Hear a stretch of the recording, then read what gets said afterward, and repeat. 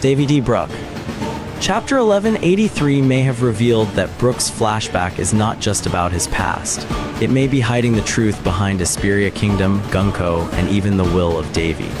At first, Esperia looked like a peaceful kingdom filled with music, instruments, and life. We saw young Brooke, Princess Shuri, King Reuven, and Queen Candle living in what seemed like a happy era.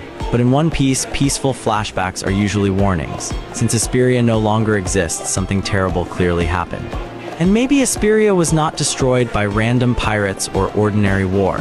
Maybe it was erased because it carried something dangerous to the world government, like a song, a bloodline, a hidden history, or even a connection to Davy Jones.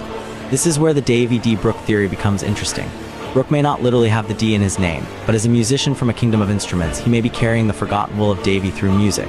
Brooke sang Bink's Sake with Shuri, and that song has always felt bigger than a normal pirate song.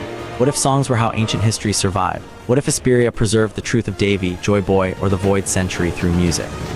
The world government can burn books, erase islands, and kill witnesses, but songs can travel. And Brooke, as the Soul King, may unknowingly be carrying one of the last surviving pieces of that erased history. But the darkest part of this theory is Queen Candle. What if she was not as innocent as she looked? What if she was connected to the Holy Knights, or even sent by Holy Land to infiltrate Esperia because of its important bloodline?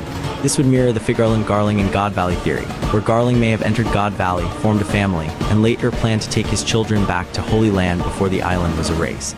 So what if Esperia suffered the same kind of tragedy? Maybe Queen Candle entered the kingdom because of its secret lineage, and Princess Shuri was the real target all along. That would explain why Gunko looks exactly like Shuri, even though Shuri should already be much older now. Maybe Shuri was taken to Holy Land, preserved, trained, controlled, and eventually turned into Gunko. It also explains why Gunko seems to have different personalities. One side attacks, one side helps Brooke escape, and one side becomes demonic. That sounds less like a normal villain and more like someone whose real identity has been buried. If this is true, Brooke is not just facing a Holy Knight. He is facing Princess Shuri, the stolen princess of his lost homeland, and possibly the last living song of Esperia. That would be all for our One Piece Chapter 1184 predictions. I hope you enjoyed it. Chapter 1184 spoilers are just around the corner, so stay tuned, and I would love to have all you back here.